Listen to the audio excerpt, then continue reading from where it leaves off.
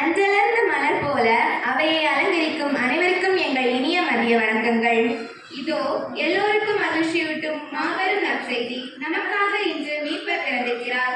இது ஒரு மாபெரும் மகிழ்ச்சி விழா, குடும்ப விழா, அன்பு விழா. மகிழ்ச்சியுடன் கொண்டாடுவோம். உங்கள் அனைவருக்கும் கிறிஸ்து பிறப்பு நல்வாழ்த்துக்கள். கிறிஸ்துமஸின் அர்த்தம் உனக்கு தெரியுமா? ஆம், தெரியும். வீட்டை அலங்கரிப்பது, புத்தாடை அணிவது, தின்பண்டங்கள் செய்து சாப்பிடுவது, குடில் அமைப்பது, வண்ண விளக்குகளை ஒழுக செய்வதுதானே? ஆமா, ஆனா அது இல்ல. கிறிஸ்துமஸ்னா பிறரை பற்றி நினைப்பது, பிறருக்காக விட்டு கொடுப்பது, பிறருக்கு உதவுவது போன்ற பிறர் அன்பு பணிகளை மனமோந்து செய்வதுதான் உண்மையான கிறிஸ்துமஸ். அதுவும் சரிதான். அதை உணர்த்தும் வகையில் இன்று நாம் கிறிஸ்துமஸ் விழாவை கொண்டாட இருக்கிறோம். முதலில் இறைவனை திருவடி பணிந்து இறைவணக்க பாடல் பாட வருகின்றனர் எம் மாணவிகள். தொடர்ந்து நிகழவிருக்கும் வழிபாட்டிலும் பக்தியுடன் பங்கெடுப்போம்.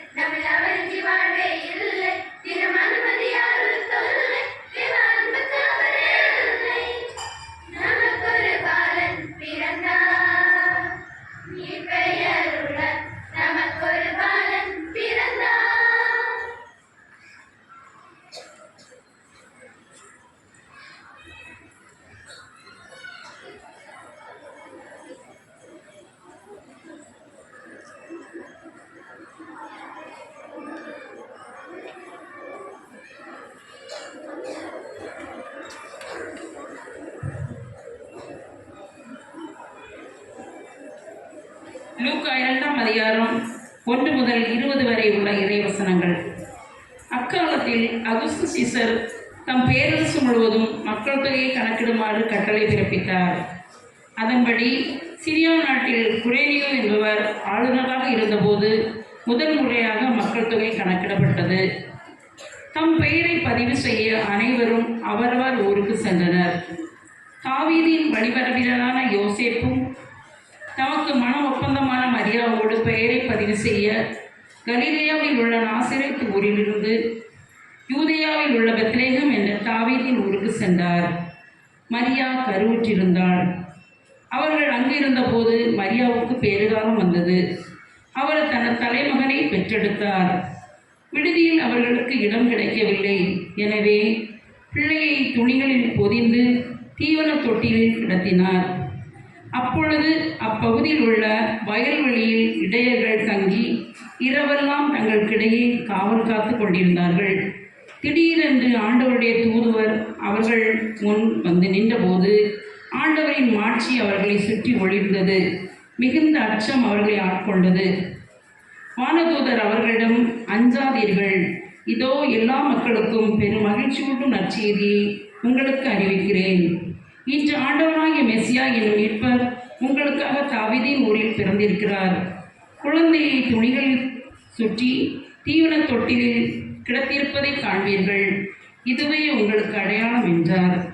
உடனே விண்ணக தூதர் பேரணி அந்த தூதருடன் சேர்ந்து உன்னதத்தில் கடவுளுக்கு மாட்சி உரித்தாக உலகில் அவருக்கு உகந்தோருக்கு அமைதி உண்டாகு என்று கடவுளை புகழ்ந்தது. வானதூதர் அவர்களை விட்டு விண்ணகம் சென்ற பின்பு இடையர்கள் ஒருவரை ஒருவர் நோக்கி, வாருங்கள், நாம் பெத்லேமுக்கு போய் ஆண்டவர் நமக்கு அறிவித்திருக்கிற இந்த நிகழ்ச்சியை பார்ப்போம் என்று சொல்லிக்கொண்டு விரைந்து சென்று மரியாவையும் யோசேப்பையும் தீவன தொட்டியில் கிடத்திருந்த குழந்தையும் கண்டார்கள்.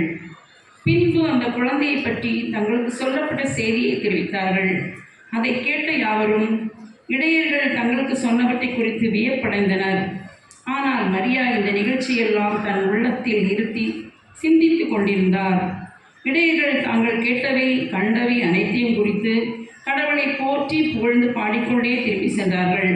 அவர்கள் சொல்லப்பட்டவாறு எல்லாம் நிகழ்ந்திருக்கிறது. ஆண்டவரின் அருள்வாக்கு.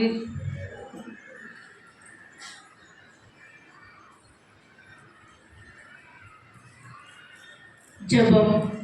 மண்ணில் வந்த விண்ணின் வேந்தனை போற்றி பாடி கொண்டாடி ஆர்ப்பரித்து அகமகிழும் இந்த இனிய கிறிஸ்துமஸ் விழா நன்னாளிலே உலகின் ஒளியாய் உன்னத குழந்தையாய் உலகை மீட்க உதித்தார் மாபெரும் குழந்தையாய் இம்மண்ணிலே வானதூத பாட்டிசைக்க ஆயர் ஆர்ப்பரிக்க அதிசய விண்மீன் வானில் தோன்ற விண்ணின் வேந்தன் மண்ணின் மகவாய் அன்னை மரிக்கு அன்பு சூசைக்கும் 2000 ஆண்டுகளுக்கு முன்னால் பெத்லகேம் மாட்டுத் தொழுவமதில் பிறந்த உன்னத நிகழ்வை நம் மனக்கண்முன் ஒரு நிமிடம் கொண்டு வந்து இரு கரம் குவித்து கண்களை மூடி பக்தியாய் ஜெபிப்போம். கன்னி மரியின் தவ புதல்வனே, எம் கவலை போக்க உதித்த இறை செல்வமே, உம்மை வணங்கி ஆராதிக்கின்றோம். ஏழையின் விடியலாய் ஏழ்மையின் வடிவமாய் பிறந்த மாபரனே, உம்மை போற்றுகின்றோம், புகழுகின்றோம், வணங்கி ஆராதிக்கின்றோம். இறையேசு பாலா, உம் பிறப்பால் விண்ணிலும் மண்ணிலும் அதிசயங்கள் அரங்கேறின. 1000 ஏழை விழிகள் தங்கள் வாழ்வின் விடியலுக்காய் உம் வரவை எதிர்நோக்கி காத்திருக்கின்றன. ஆம், ஏழை உள்ள மகிழ அதிகார போக்கு அகல நீதியின் சூரியனாய் உதித்தீர் நீர். உம் பிறப்பின் மகிழ்வினை கொண்டாடும் நாங்கள் உம்மை நன்றியோடு நினைக்கின்றோம். கடந்த நாட்களில் கண்ணின் மணியாய் தாயாய் தந்தையாய் எம்மை அரவணைத்து காத்த ஒவ்வொரு தருணங்களையும் நன்றியோடு நினைக்கின்றோம். நன்றி இறையேசு பாலா, நன்றி. தரணி போற்றும் தங்க மகனே, உம் பிறப்பு எமக்கு அமைதியை, எளிமையை, விடியலை, ஆறுதலை அளித்தது. அத்தகைய அன்பு குழந்தையாம் உம்மை எம் உள்ளங்களில் பிறக்கச் செய்யும் விதமாய் எம் மனக்குடிகளை தூய்மையாக்கிட நல்வரம் தருவீராக. உமது பிறப்பின் மகிழ்வினில் ஆடம்பரங்களிலும் வண்ண அலங்காரங்களிலும் எங்கள் மனங்களை ஆழ்த்தாமல் நீர் கொணர்ந்த மகிழ்ச்சி, அன்பு, எளிமை, மன்னிப்பு, பொறுமை, ஏழைக்கு இரங்கல், தூய வாழ்வு போன்ற நற்பண்புகள் எம்மில் வேரூற்றிட அருள் புரிய உம்பதம் வேண்டுகின்றோம்.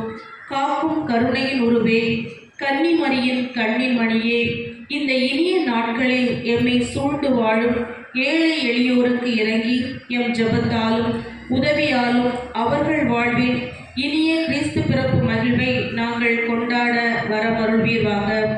கருணையின் தேவனே, எம் கல்வி கூடமதை, அருட்சகோதரியரை, ஆசிரிய பெருமக்களை, அலுவலக பணியாளர்களை, சத்துணவு ஊழியர்களை, எம் மாணவ செல்வங்களை நிறைவாய் ஆசீர்வதித்து இனிய கிறிஸ்து பிறப்பு எம்மவர் அனைவருக்கும் முழு மகிழ்வை தரும் நாட்களாய் அமைய அருள் புரிவீராக. ஏழை உள்ள மகிழ ஏங்கும் மனம் குளிர அனாதையாய் வாழ்வோர் அன்பை பெற, அன்பிற்காய் ஏங்குவோர் ஆறுதல் அடைய, ஆதிக்க சக்திகள் அழிந்து போக, உலகம் அமைதி பெற, கண்ணீரோடு வாழ்வோர் மகிழ்வை காண கருணை தேவன் அருள் புரிவீராக. மன அழுத்தங்கள், கடன் தொல்லைகள், நோய்களின் தாக்கம், குடிநோய், முதுமை, பெற்றோரை இழந்து தவிக்கும் நிலைமை அனைத்தையும் காணும் அன்பு இறைவன் இத்தகைய உள்ளங்களுக்கு ஆறுதலையும் அமைதியையும் தருவீராக. வெற்றியின் வேந்தனை, பொது தேர்வுக்காய் ஆயத்தமாகிக் கொண்டிருக்கும் எம் 10, 11 மற்றும் 12ஆம் வகுப்பு மாணவியரை கனிவுடன் கண்ணோக்கி அவர்கள் அனைவரும் சிறப்பான மதிப்பெண்களுடன் 100% தேர்ச்சி பெற்றிட அருள் பொழிவீராக. விண்ணப்பத்தை கேட்கும் விண்ணக தந்தையே, இங்கு கூடியுள்ள அனைவருடைய தனிப்பட்ட தேவைகளை அறிந்து வழிநடத்தியருளும். எம் உள்ளங்களில் காணப்படும் வேதனைகள், போராட்டங்கள் ஆகியவை துணிவோடு சந்திக்க வலுவினை தாரும். பெத்லகேம் மாட்டுத் தொழுவதில் புன்னகை பூக்கும் இறை குழந்தையாய் தொடர்ந்து வரும் நாட்களில் மலர இருக்கும் புத்தாண்டிலும் உம் அருளாசீர் எம் ஒவ்வொருவர் கூட இருந்து வழிநடத்திட வேண்டுமாய் இறை இயேசு பாலா உம் மலர்பாதம் பணிந்து மன்றாடுகின்றோம். ஆமென். பண்பாடு. அவ்வாறு வந்தாரை வரவேற்க வருகின்றனர் எம் பள்ளி மாணவிகள். இறைவனின் தூதுவராக, இறைவனின் மகனாக இயற்கையாய் அவதரித்த இயேசு பிறந்த நன்னாள், உங்கள் நம்பிக்கையின் நாயகன் பிறந்த இன்ப நாள். அனைவருக்கும் இன்பமான கிறிஸ்துமஸ் நல்வாழ்த்துக்கள். பிரபஞ்சம் தன்னை அழகாய் படைத்த எம் பரம்பாலன் கிறிஸ்துவை போற்றி இங்கு வருகை தந்திருக்கும் அனைவரையும் அன்புடன் வாழ்த்தி வரவேற்றுக் கொள்கிறேன். எம் ஜான்வானி சோலையின் வேறாக சிறப்பாக செயல்பட்டு வரும் எம் பாசமிகு தாளாளர் ரெவரண்ட் சிஸ்டர் எட்வின் ஜோ அவர்களை விழாவினை சிறப்பிக்க அன்புடன் அழைக்கிறேன்.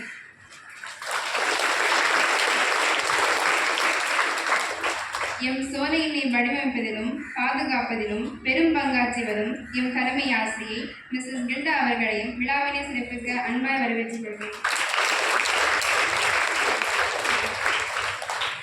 எம் தோட்டத்தின் மரங்களாய் நல்ல கனிகளை உருவாக்கும் பணியில் அயலாது உழைத்து வரும் எம் ஆசிரிய பெருமக்களை அன்புடன் வரவேற்கிறேன்.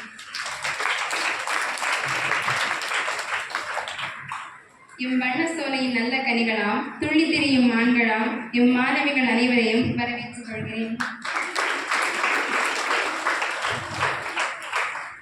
வருகை தந்திருக்கும் அனைவரையும் வருக வருக என வரவேற்று வரவேற்பை நிறைவு செய்கிறோம். நன்றி. வரவே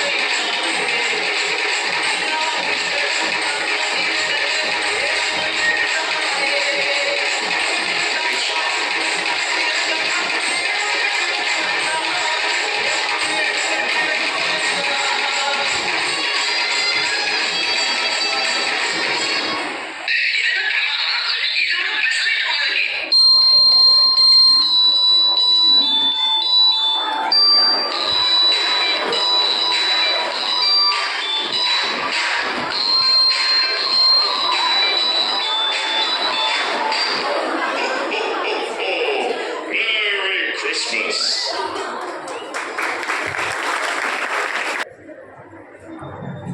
நிலையங்கி தரித்து பொற்கச்சை கட்டி 7 குத்து வழக்குகள் மத்தியில் இருப்பவரே உமை போற்றி போற்றி. சிரசுமாய் மண் பஞ்சை போலும் உறைந்த மலை போலும் இருப்பவரே உமை போற்றி போற்றி. எங்களை ஆட்கொண்டவரும் வழிநடத்துகிறவரும் நாங்கள் சேவிக்கிறவருமாய் இருக்கிற எங்கள் அப்பனே சிவ உமை போற்றி போற்றி.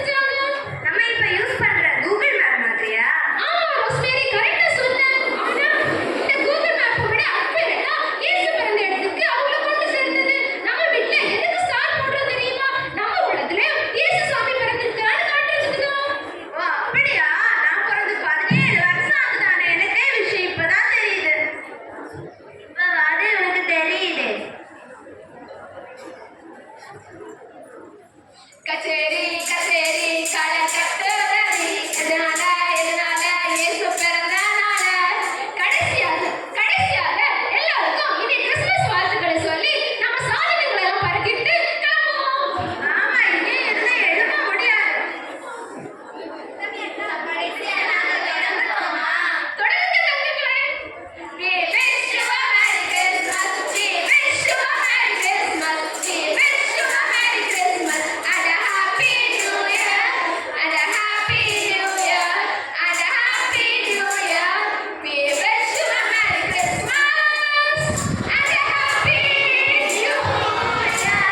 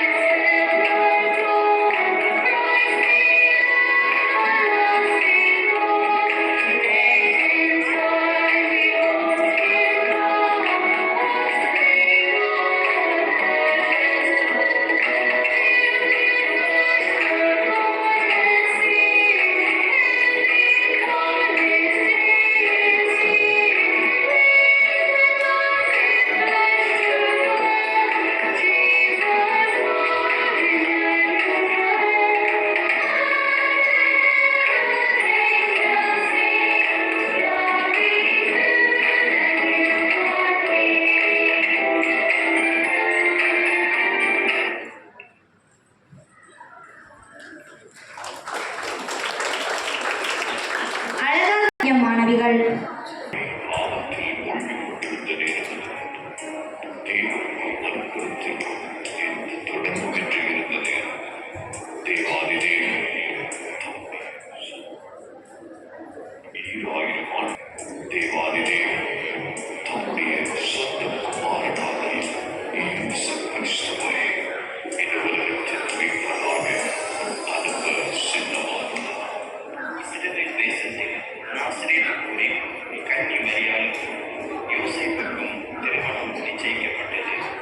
ஒரு நாள் இரவு மரியாள் நித்திரை செய்து கொண்டிருக்கையில் தேவதூதன் சொப்பனத்தில் தோன்றி, கிருபை பெற்றவனே வாழ்க, கர்த்தர் உன்னுடனே இருக்கிறார், சிறியவனுக்குள்ளே நீ ஆசீர்வதிக்கப்பட்டவன். மரியாதை பயப்படாதே, நீ தேவனிடத்தில் கிருபை பெற்றாய். இதோ நீ கர்ப்பவதியாகி ஒரு குமாரனை பெறுவாய், அவருக்கு இயேசு என்று பெயரிடுவாயாக. அவர் பெரியவராய் இருப்பார், உன்னதமானவன் குமாரன் எனப்படுவார்.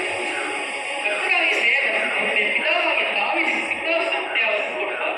அவர் யாக்கோபின் குடும்பத்தாரை என்றென்றைக்கும் அரசாட்சி, அவருடைய ராஜ்யத்துக்கு முடிகிறார். இது எப்படி ஆகும்? நான் புருஷனை அறியேனே. பரிசுத்த ஆவியை உன்மேல் உன்னதமானவரின் பிறர் உன்மேல் நிலவிடும். ஆதலால் உன்னிடத்திலிருந்து பிறகும் பரிசுத்தம் உள்ளது தேவனுடைய குமாரன் எனப்படும். இதோ நான் ஆண்டவருக்கு அடிமை. உம்முடைய வார்த்தையின்படி எனக்கு ஆகக்கடவுள். தனக்கு நியமிக்கப்பட்ட மரியாள் கர்ப்பவதியாயிருப்பதை யோசேப்பு அறிந்தான். ஆனால் யோசேப்பு நீதிமானாக இருந்து அவளை அவமானப்படுத்த மனதில்லாமல் ரகசியமாய் அவளை தள்ளிவிட யோசனையாயிருந்தார். அன்று இரவு தேவதூதன் யோசேப்புக்கு சொப்பனத்தில் தோன்றி, தாவீதின் குமாரனாகிய யோசேப்பே, உன் மனைவியாகிய மரியாதை சேர்த்துக் கொண்ட ஐயப்படாது. அவளிடத்தில் உற்பத்தியாயிருக்கிறது பரிசுத்த ஆவியினால் உண்டானது. அவள் ஒரு குமாரனை பெறுவாள், அவருக்கு இயேசு என்று பெயரிடுவாயாக. ஏனெனில்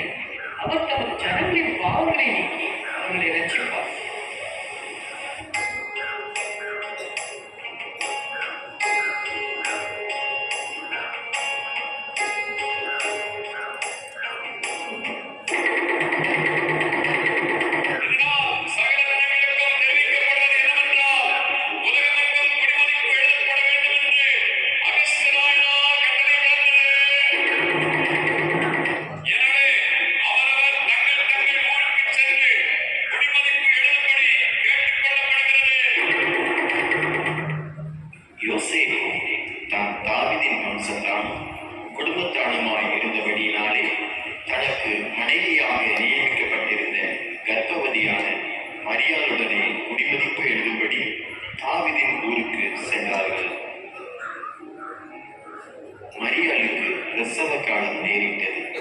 சத்திரத்தில் போய் இடம் தேடினார்கள். ஐயா, என் மனைவி பிரசவ வழியால் வேதனைப்படுகிறார். ஒரு சத்திரத்தில் இடம் இருக்கிறதா? இல்லை ஐயா.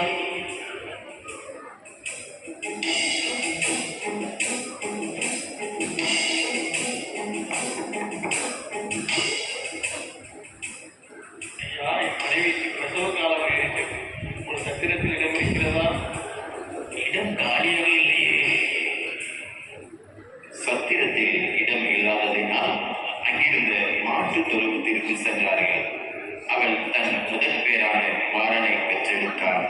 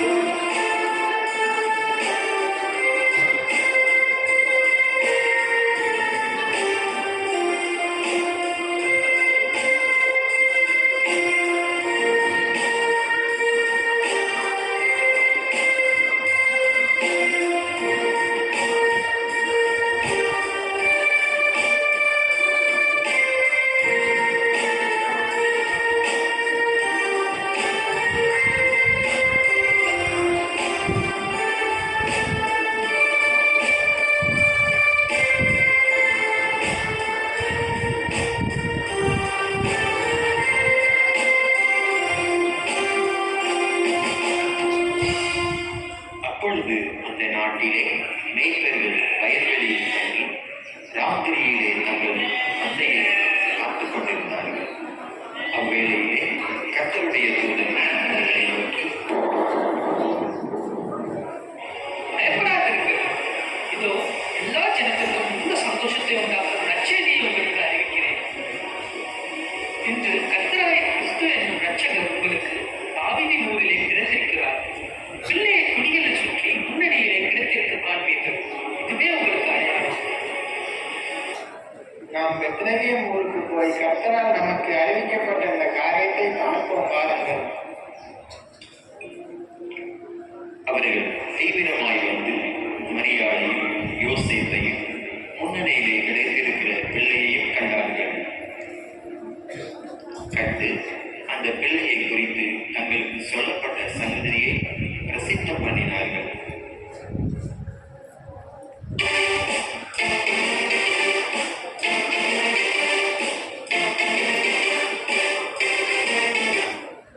பெத்லகேமிலே இயேசு பிறந்த பொழுது கிழக்கிலிருந்து சாஸ்திரிகள் அக்குழந்தையை குறித்து விசாரிக்க எருசலேமில் உள்ள ஏரோது ராஜாவின் அரண்மனைக்கு வருகிறார்கள். ராஜாவை வாழ்க, யூதருக்கு ராஜாவாய் பிறந்தவர் எங்கே? கிழக்கிலே அவருடைய நட்சத்திரத்தை கண்டு பணிந்து கொள்ளும்படி வந்தோம்.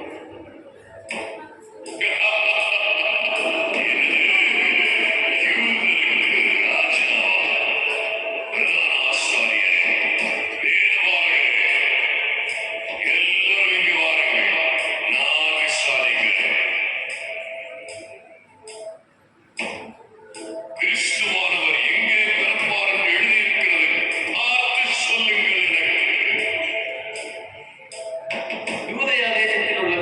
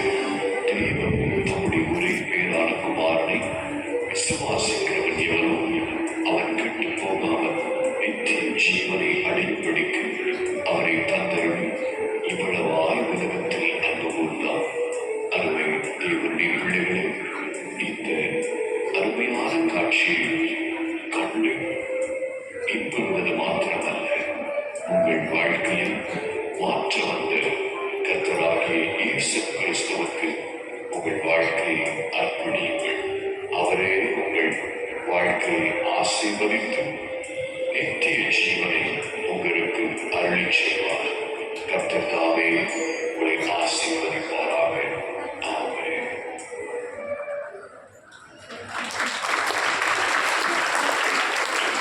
நாடகம் மூலம் கிறிஸ்து பிறப்பை நம் கண்முன் நிறுத்திய மாணவியருக்கு நன்றிகள். இன்றைய விழாவின் முக்கியத்துவத்தை கிறிஸ்துமஸ் செய்தி மூலம் விளக்கிட வருகின்றனர் என் அன்பு நிறைந்த தாளாளர் அவர்கள்.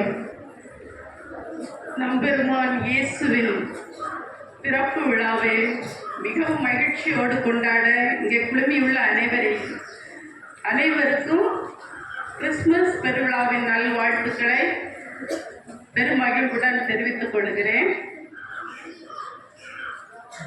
கிறிஸ்து பிறப்பு விழாவை நம்ம கொண்டாடி கொண்டிருக்கிற சமயத்தில் நம்ம எல்லாருமே பர்த்டே கொண்டாடுறோம், அப்படிதானே? கொண்டாடுறீங்களா இல்லையா? ஒவ்வொருத்தரும் ஒவ்வொரு விதத்துல கொண்டாடுறோம். இந்த உலகத்துல நம்ம ஒரு நாளாவது பிறந்த நாள் என்னைக்கு நாள் நம்ம நினைச்சு பார்க்காம இருந்தது இல்லை. ஒரு சிலருடைய பிறந்த நாளை இந்த நாடு முழுவதும் கொண்டாடுறாங்க. இன்னொரு சிலருடைய பிறந்த நாளை இந்த ஊர் கொண்டாடுது. அப்படி ஒரு சிலரோட பிறந்த நாளை ஒவ்வொரு குறிப்பிட்ட இடங்கள்ல தான் கொண்டாடுறாங்க. ஆனால் இயேசுடைய பிறந்த நாள் தான் இந்த உலகம் முழுவதும் கொண்டாடுது, அப்படிதானே? இல்லையோ? கிறிஸ்துமஸ் உலகம் முழுவதும் கொண்டாடப்படுது. ஒரு சிலருடைய பர்த்து தான் வரலாறா மாறுது. இன்னும் ஒரு சிலருடைய பர்த்து ஏன் பிறந்தோம், இவங்க ஏன் பிறந்தாங்கன்னு பேசுகிற அளவுக்கு பேசப்படுது, அப்படிதானே? அப்படி இருக்கிற சமயத்தில் நம்ம ஒவ்வொருவரும் நம்மளுடைய பிறப்பையும் எப்படி இருக்கிறத யோசிக்கிறது நம்மளை உண்டுது, அப்படிதானே? அதனால இயேசுவின் பிறப்பை கொண்டாடுற நாம நம்முடைய பிறந்த நாளையும் ஒரு நிமிடம் விட்டு பார்க்கறது நல்லது. அதே சரி, அதனுடைய அர்த்தம் நாம் கொண்டாடும் விதம், நாம் வளர்ந்த விதம் எல்லாவற்றையும் அது நமக்கு படிப்பித்து தருகிறது. இந்த கிறிஸ்துமஸ் பெருவிழா என்பது அன்பின் விழா, மகிழ்ச்சியின் விழா, பகிர்வின் விழா. இந்த விழாவை கொண்டாடும் நாமும்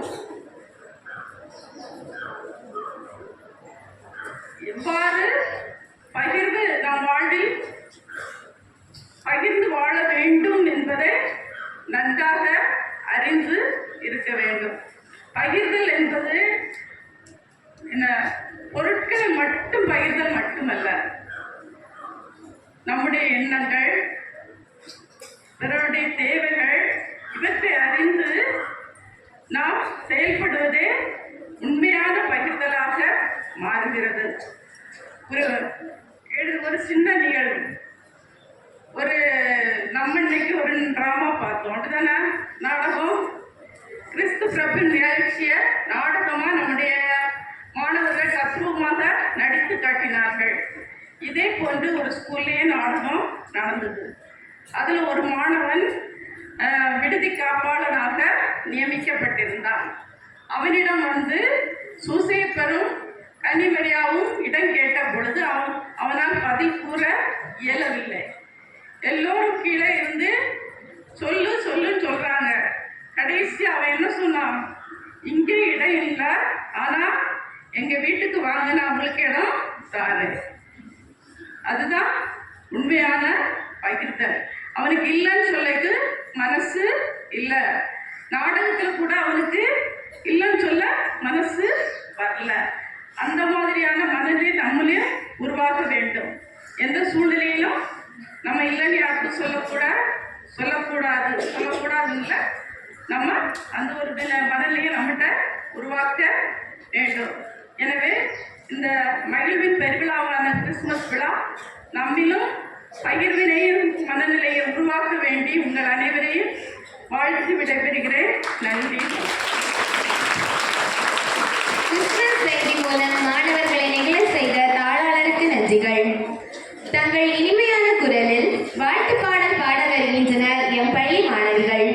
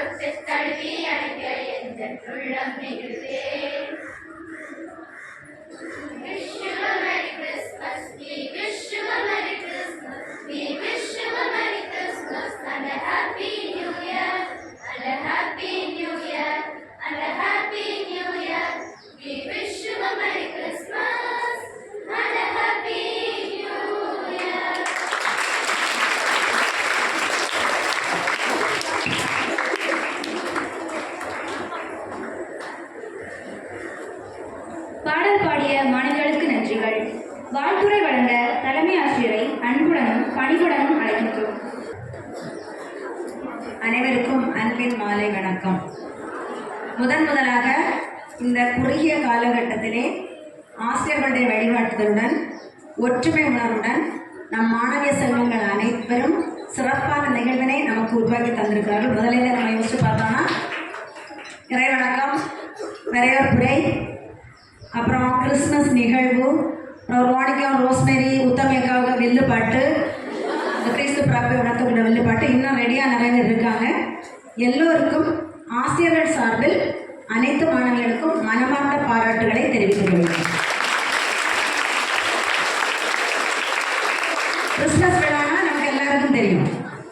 மண்ணில் உள்ள மக்களுடைய பாவக்கரைகளை அகற்றுவதற்காக மரியின் மைந்தனாக மனித குழந்தையாக மாபெரும் இயேசு மண்ணில் அவதரித்த திருநாளே கிறிஸ்மஸ் விழா.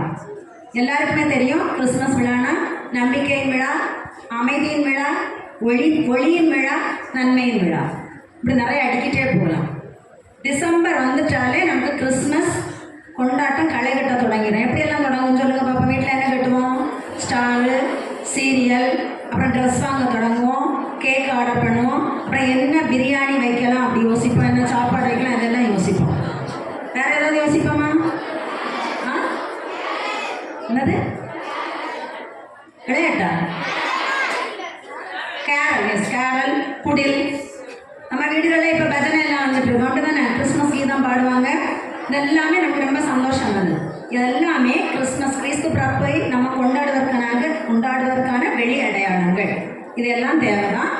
ஆனால் இது மட்டும் இருந்தால் நம்முடைய இதய குடியில் இறைமகன் பிறப்பாரா? நம்ம இதயத்தில் இயேசு வருவாரா? இப்படி கொண்டாடிட்டு மட்டும் இருந்தேன்னா? நாங்கள் சின்ன பிள்ளையா உங்களை பிள்ளை இருக்கும்போது எங்களுக்கு டீச்சர்ஸ் என்ன சொல்லி தருவாங்கன்னா, டிசம்பர் வந்தோடனே திருவருகை காலம் தொடங்கணுன்னு சொல்லுவாங்க. கிறிஸ்து பிறப்புக்கு நீ உன்னை தயார் செய். எப்படி தயார் செய்யுதுன்னா, அந்த குழந்தைக்கு ஒரு மோதிரம் செய், குழந்தைக்கு செயின் செய்து போடு. செயின்னா ஒரே அடியாக செய்ய முடியாது, ஒவ்வொரு நல்ல காரியமாக செய். என்ன நல்ல காரியம்லாம் செய்ய முடியும்? காலையில் அம்மா எந்திரிக்க சொல்லுவாங்க, போம்மா இன்னும் நான் 1/2 மணி நேரம் தூங்குன்னு சொல்லுவீங்க. அம்மா சொன்னோன்னைக்கு எந்திரிக்கணும், ஒரு மோதிரம் செஞ்சுட்டேன் ஏசப்பாவுக்கு அப்படி எழுதி வைக்கணும். அப்புறம் அடுத்த நாள் நம்ம ரோட்டில் போயிட்டே இருப்போம். ஒரு தாத்தா நடக்க முடியாமல் இருப்பார். தாத்தா உங்களெல்லாம் இந்த ரோடை கிராஸ் பண்ணி விடு. அப்படி கிராஸ் பண்ணிவிட்டா ஒரு செயினுக்கு ஒரு கண்ணி நம்ம போட்டுட்டோம். அப்புறம் ஒரு ஆள் ஏதோ தொலைஞ்சு போச்சு, தேடிட்டே இருக்காரு, நம்ம அதை எடுத்து கொடுக்க ஹெல்ப் பண்ணுறோம். இப்படி நம்மளால் சின்ன சின்ன உதவிகள் செய்ய முடிஞ்சால் அதை எல்லாமே ஏசப்பா செயினுக்கு ஒவ்வொரு கண்ணியாக கோர்த்து வைப்போம் நாங்கள். அதுக்கப்புறம் அம்மா சொன்னால் கேட்காம இருந்தால் அதை ஒரு கண்ணியை எடுத்துடணும். அப்போ ஏசப்பாவுக்கு டிசம்பர் 25 வரும்போது நம்ம என்னெல்லாம் செய்து வச்சுருக்கோம் அப்படி பட்டியல் படுத்த சொல்லுவாங்க. அப்போ நாங்கள் எல்லாம் செஞ்சோம். இப்போ நீங்கள் என்ன செய்கிறீங்கன்னு தெரியாது எனக்கு. இப்போ கிறிஸ்து உண்மையாகவே நம் உள்ளங்களில் பிறக்க வேண்டும் என்றால் வெளி அடையாளம் மட்டும் போதாது, இயேசு விரும்பிய நல்ல பண்புகள் நம்மிடம் இருக்க வேண்டும். இயேசு என்னெல்லாம் நல்ல பண்பு விரும்பினாரு? கிறிஸ்தவ பிள்ளைகளுக்கு தெரியும், சொல்லுங்க பார்ப்போம். ஒரு பிறப்பிலேயே என்ன செய்தியை சொன்னார்? எங்கே பிறந்தாரு? இயேசு குழந்தையாக மாடு மாளிகையில் பிறந்தாரு. இப்போ நமக்கு நீ நாளைக்கு போகும்போதே தெரியும், குடலெல்லாம் திறந்து வைப்பாங்க, அது ஒரு அரண்மனை நமக்காக இருக்கும். ஆனால் ஏசப்பா பிறந்த இடம் அப்படி அரண்மனையா? இல்லை. மாடுகள் தீவனம் சாப்பிடக்கூடிய அந்த புல் தொட்டில தான் ஏசப்பா பிறந்தார். சரி, அப்போ அவனுடைய பிறப்பினுடைய அர்த்தமே தெரியாமல் நம்ம இப்போ பல கோடிகள் செலவு பண்ணி கிறிஸ்மஸ் விழாவை கொண்டாடி இருக்கோம். இப்போ பிறப்பிலே எளிமை இருந்தது. அப்புறம் அவனுடைய பிறப்பு முதலில் யாருக்கு சொல்லப்பட்டது? பணக்காரங்களுக்கு அப்படி சொன்னாங்க தூதர்கள். இயேசுடைய பிறப்பு சாதாரண ஆடு மேய்ச்சிட்டு இருந்த இடையர்களுக்கு. அப்போ அவர் யாருக்கு மேலே அக்கறை கொண்டவர்? ரொம்ப அக்கறை கொண்டது யாருக்கு மேலே தான்? ஏழை எளியோர்கள் மீது. அப்புறம் இயேசுடைய அந்த அவர் வாழ்ந்த காலத்தில் அவர் செஞ்சதெல்லாம் புரட்டி பார்த்தா ஜாதின்னு அவர் பார்க்கல. எங்கெல்லாம் அவருடைய உதவிகள் தேவைப்பட்டதோ அங்கெல்லாம் போனார். யாரெல்லாம் தேவையில் இருக்காங்களோ அவங்களுக்கெல்லாம் உதவி செய்தார். இப்போ அந்த மனநிலை நம்ம உருவாக வேண்டும். நமக்கு நீங்கள் இப்போ ஸ்டூடெண்ட்ஸ் நிறைய பெருசாக எல்லாம் செய்ய முடியாது. செய்ய முடியுமா? ஏதோ சின்ன உதவிகள் செய்யலாமா? சில பிள்ளைகள் செய்வாங்க. அவங்களுக்கு ட்ரெஸ் வாங்கும்போது ஒரு ஏழைக்கு ஒரு ட்ரெஸ்ஸு, அவங்களுக்கு சாப்பாடு கேக்கெல்லாம் வாங்கும்போது ஒரு பிள்ளை கேக்கு, பக்கத்தில் சாப்பாடு இல்லாத இருக்கிறவங்களுக்கு கிறிஸ்மஸ் நேரம் ஒரு 10 ஏழைகளுக்கு சாப்பாடு இப்படியெல்லாம் கொடுக்குறாங்க. இப்போ தேவையில் உழவோருக்கு உதவி செய்கிறது எளிமையாக இருக்கக்கூடியது. பிறகு ஏழை பால் அக்கறை.